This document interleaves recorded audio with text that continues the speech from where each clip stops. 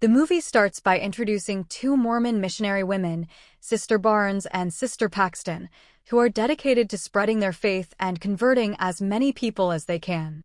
However, Sister Paxton is clearly anxious and discouraged. During her entire time as a missionary, she hasn't been able to baptize a single person. Sensing her disappointment, Sister Barnes reassures her with calm confidence, explaining that she herself has already converted 8 or 9 people. Hearing this, Sister Paxton is left completely shocked by Sister Barnes' success. Determined to continue their mission, the two sisters walk through the town, approaching people and sharing their message. Unfortunately, no one shows any interest in listening to them, and they are repeatedly ignored. As they move further through the town, they encounter a group of girls who begin to bully Sister Paxton. Overwhelmed and hurt by their words, Sister Paxton breaks down in tears. This moment reveals her true nature. She is gentle, innocent, and kind-hearted. Seeing her emotional state, Sister Barnes steps in to comfort her. She gently reminds Sister Paxton that she needs to grow stronger and encourages her to stay resilient despite the cruelty around them. On the way sometime later, it begins to rain, and the two sisters go over the list of people they are scheduled to visit. They soon arrive at the home of a man who had previously shown interest in the Mormon religion. They lock their bicycles outside and knock on the door, which is answered by an elderly man named Mr. Reed. He warmly greets them, and the two sisters introduce themselves, with Sister Paxton beginning the standard missionary introduction about their religion. Mr. Reed notices the rain and invites them inside. Sister Barnes asks if there is another woman present, explaining that they cannot enter unless a woman is in the home. Mr. Reed replies that his wife is inside. Upon entering, the two sisters hand their rain-soaked coats to Mr. Reed. After leaving them in the living room, Mr. Reed goes to the kitchen and returns with 2 sodas and a candle. Mr. Reed explains that his wife is very shy and is currently in the kitchen making a blueberry pie. Sister Barnes, noticing the smell, remarks that she should also be present in the room. Reed calmly reassures them not to worry, saying that his wife will join them shortly. He then begins asking questions about their personal lives. The sisters respond cheerfully, and Sister Paxton even shares a personal thought, saying she would like to be reincarnated as a butterfly, so she could follow and stay close to the people she loves. The mood shifts when Reed suddenly brings up an uncomfortable topic and asks for their views on polygamy. Sister Paxton responds honestly, stating that she does not agree with it. Reed then questions her further, pointing out that members of their church follow this practice. Sister Barnes explains that while it exists, it was intended to increase church membership, believing that larger families would lead to more followers of the church. Reed strongly disagrees. He claims that Joseph Smith, the founder of Mormonism, married multiple women for his own pleasure, forming sexual relationships that led to the practice of polygamy. He further argues that Smith encouraged other Mormon men to take multiple wives as well. Reed goes on to state that he believes the very foundation of this religion is built on brainwashing. As the conversation continues, Sister Barnes asks about his wife, and Sister Paxton adds that they would both like to meet her. Reed responds calmly, saying he will ask her, and then leaves the room. Once he is gone, Barnes examines the lit candle and is suddenly shocked to realize that the scent of blueberry pie is coming from the candle itself, not from the kitchen. Before she can warn Paxton, Reed returns and announces that his wife is ready to meet them, asking the sisters to follow him to the room where she is waiting. Just before entering, Barnes pretends to receive a phone call. Reed allows them a moment. Using this opportunity, Barnes anxiously tells Paxton that they need to leave immediately, explaining that ever since entering the house, she has felt something unsettling about both the man and the place. The two head toward the front door, determined to leave, but quickly realize that the key to their bicycles is still in Barnes's coat.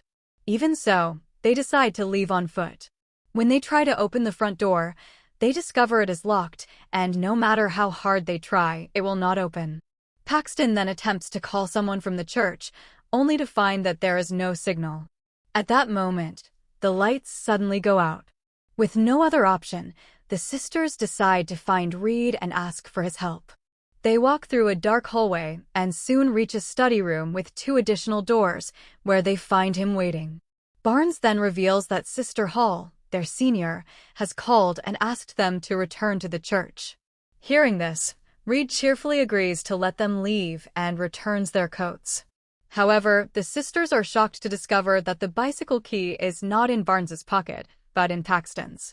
Despite this, they still choose to leave and ask Reed to open the front door. He then reveals, to their surprise, that it is not possible. He explains that the locks are controlled by a timer and will not unlock until the next morning.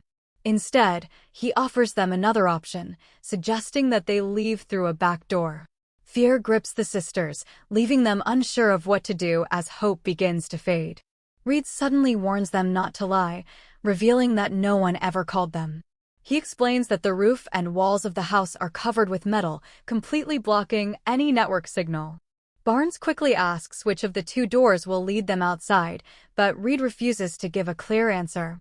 Paxton then requests that his wife come along, hoping she can guide them safely. Reed calmly points out that they have already noticed the scented candle and the missing pie, yet they still cling to the belief that his wife exists, just as they continue to believe in God, because that faith was instilled in them from childhood. The revelation terrifies both sisters. Barnes opens the 2 doors in the study room, only to find, to their dismay, that both lead down into a dark basement instead of outside. The scene shifts to the Mormon church, where Elder Kennedy is preparing to call it a day. As he reviews the daily log, he notices that Barnes and Paxton have not returned at their usual time. Concerned, he decides to go out and find them. Back at the house, Reed begins a conversation as usual, showing the sisters a game of Monopoly, alongside another game that is played the same way, but with different names. "Look," he says, "all these games are the same. The way they're played is identical, yet people buy them and enjoy them immensely." He then asks the sisters to hand over the Book of Mormon for a short while, promising to return it after the game. This leads Reed into a discussion about his views on the world's religions. He explains that, according to historical facts, the major monotheistic religions, Judaism, Christianity, Islam, and Mormonism, all derive from the same source material in various forms. He states that Judaism should be regarded as the original, the root of all these religions. Yet, he points out, only 0.2% of the world's population practices Judaism today, while its derivative religions have vast numbers of followers. Reed argues that this is because Judaism does not advertise, it has no missionaries or publicity strategies, unlike other religious groups. He bluntly claims that both sisters are, in essence, nothing more than salespeople trying to promote a product. Finally, Reed writes the words belief and disbelief on 2 doors and challenges the sisters to choose one through which they will leave. Sister Paxton attempts to end the discussion by agreeing with Mr. Reed, suggesting they leave through the disbelief door. Sister Barnes stops her, explaining that simply agreeing will not set them free, they are being tested. She then directly challenges Reed's argument on Judaism, highlighting that while he questions its small following, he completely ignores the Holocaust and centuries of religious persecution. Barnes points out another flaw in his reasoning, noting that his claims overlook Islam entirely and oversimplify Jesus by comparing him to mythological gods, even one depicted with a bird's head. Turning to Paxton, she asks if she still believes in God. When Paxton answers yes, Barnes leads her toward the belief door, entrusting their fate to God. As they move forward, Paxton asks Reed if he will accompany them, but he silently shuts the door, leaving the sisters to face the choice alone. They switch on the flashlight from their phones and carefully step into a pitch-dark basement. The room is completely empty, holding only a single table and a fold-out chair. Barnes quietly drags the table forward and places the chair on top, trying to reach a small window high above. But just as they begin, the sound of a door opening upstairs echoes down the stairwell. Startled, they quickly put everything back exactly where it was, leaving no sign they were ever there. Moments later, Barnes slips a letter opener into Paxton's hand, the same one she secretly took from Reed's study. In a tense whisper, she explains that Reed is always watching her, so she can't make the move herself. It has to be Paxton. He would never suspect her. Barnes then lays out the plan.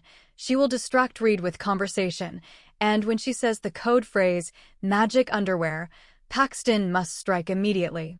Moments later, footsteps echo through the basement, and the girls tense up, convinced Reed has returned. But instead, a barefoot woman steps into the room. She's wrapped in a filthy robe, her body frail, her face disturbingly withered. Without saying a word, she sets a pie down on the table, then suddenly collapses to the floor, her body violently seizing. As this unfolds, Reed's voice calmly fills the basement through hidden speakers. He explains that the woman is a prophet of God, and that today, they are about to witness a miracle. Soon, the woman begins eating the pie. Reed then delivers the chilling truth: it's poisoned, and her death is imminent. Barnes and Paxton are frozen in shock. But Reed insists this is only the beginning. He claims the woman will soon be resurrected. Helpless, the girls watch as she collapses completely and dies right in front of them. Reed orders them to check her. Hands shaking, Barnes and Paxton examine her pulse and her breathing. After several agonizing moments, there's no doubt left, she's gone. Yet Reed remains unerringly confident, promising she will return and reveal what she saw in the afterlife. Suddenly, the doorbell rings upstairs. Reed leaves the basement to answer it. The moment he's gone, the girls scream at the top of their lungs, but their cries die within the walls, never reaching the front of the house. Outside, in the middle of a brutal snowstorm, Elder Kennedy stands at Reed's door. He asks if Reed has seen the church girls who were supposed to visit him. Reed calmly lies, saying they never arrived. Back in the basement, Barnes and Paxton peer through the narrow gap beneath the locked door and spot a matchbox on the rug. With no other choice left, they decide to set it on fire, hoping the smoke will reach Elder Kennedy before it's too late. The girls finally manage to grab the matchbox. As they descend the stairs, Paxton notices something unsettling. The woman's body has shifted slightly from where it was before. She points it out, but Barnes dismisses her concern, focusing instead on lighting the matches.